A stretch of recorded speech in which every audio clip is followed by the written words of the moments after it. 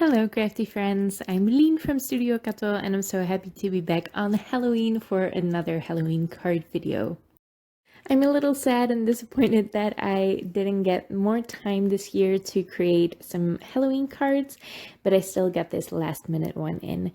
And I'm focusing on combining products for this video that were definitely not designed to be used together, although one of them is a sentiment product, so I guess that one can go with anything.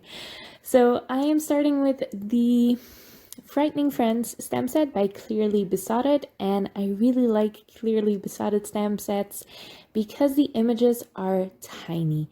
They are pretty small.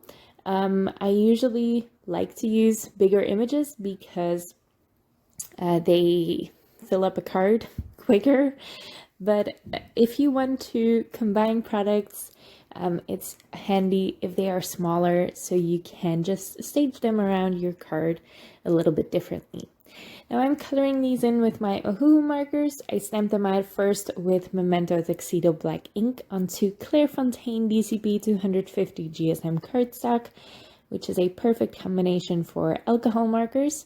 But I do like an embossed outline, so as per usual, I am going to be stamping these twice, and then I can emboss the outline later.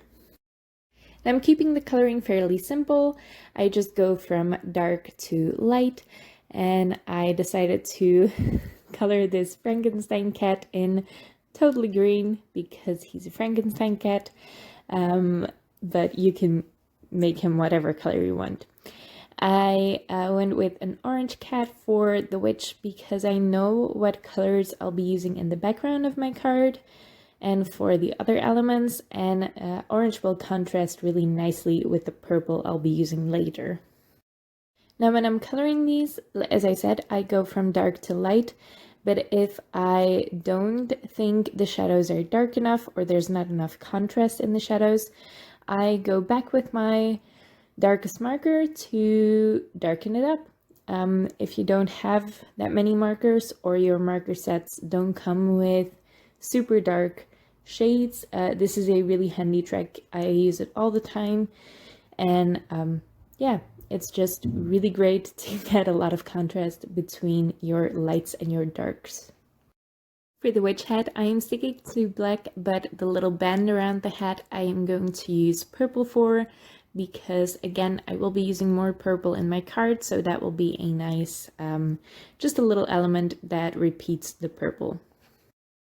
Once these are all colored in, I did clean up the lines with a colorless blender because I went outside of the lines a couple of times. Then I can stamp these again with Versafine Onyx black ink, and that is a pigment ink, so it's perfect for embossing. I am sprinkling on some Wow Clear Gloss Super Fine Embossing Powder, and then I can heat set that as well with the Dual Speed Heat Tool.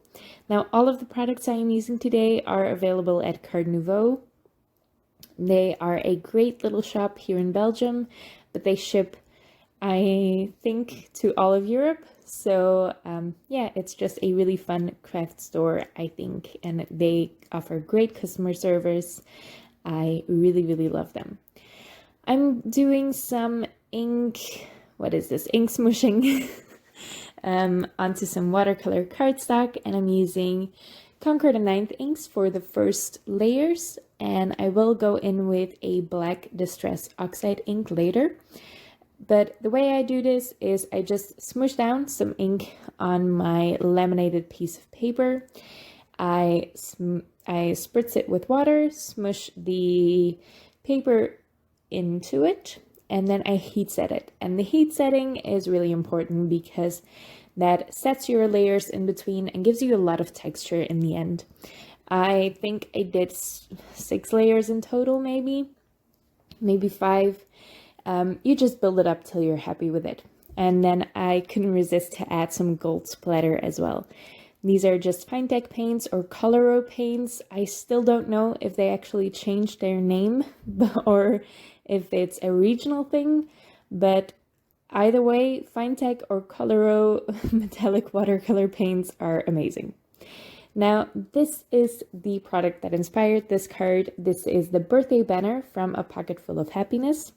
And it's definitely a birthday product. And it's also definitely a product that fills up an entire card and you don't really need to add anything else to it.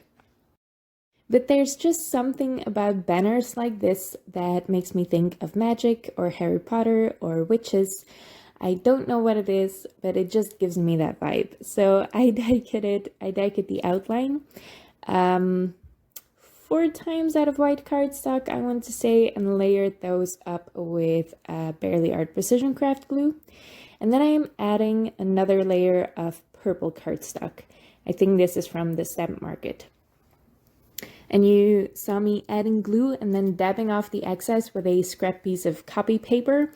That's a great trick if you have intricate dies to layer them up. No glue will smoosh out of the sides and mess up your project. I really love using that trick. And then you can also die cut the little inserts. So the way this works is you die cut the banner and you get those purple pieces, but there are no words cut out into them. You can cut them out with the dies that are in the set, and there is a birthday sentiment that goes in the middle, but I didn't die cut that. So I did die cut those letters from gold glitter cardstock and inlay them, but then for the center sentiment, I substituted birthday for Halloween, and it's from Pretty Pink Posh. This isn't completely going to fit into that banner space, but I just really like the look of it. It's going to hang off and go outside of the frame of the banner a little bit. And it's just, it really looks cool in the end. So just try to combine your sentiment products with a banner die like this. It's really fun to play around. You can stamp sentiments in the inside of the banner. That would be really fun too. Or die cut some smaller sentiments as well. That could work. I think this die cut from A Pocket Full of Happiness is perfect for any occasion. You can definitely make Christmas cards with this. Happy Christmas to you. Or you can die cut a merry sentiment as well. Just go wild with it. Combine your products and you can get totally different looks.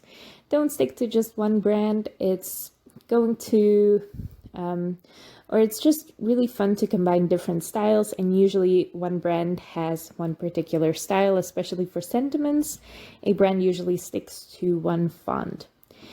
Now I glued all of that onto my card already, and then I'm just staging the critters around it. I went for 3 because uneven numbers are usually a great way, just a great design choice. It's a lot more pleasing to the eye than even numbers. So I'm just gluing those critters on top of my banner, around my card. So I'm really using this banner as a backdrop for the critters, a way to ground them, because the little, I keep wanting to say Hulk instead of Frankenstein monster. For some reason, probably because he's green, but he's definitely walking and there's no ground to walk on.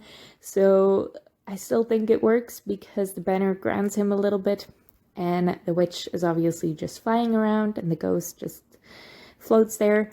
It's just a great way to tie your critters together. Otherwise they'd just be floating all the way over your card and it just wouldn't look as nice, I think.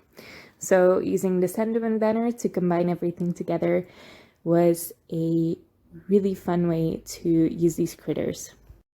I already have some gold splatter in the background, but I wanted more sparkle, so I'm adding some jewels from Pretty Pink Posh. These are just gold jewels, and I'm using some Nouveau Deluxe adhesive to glue those down.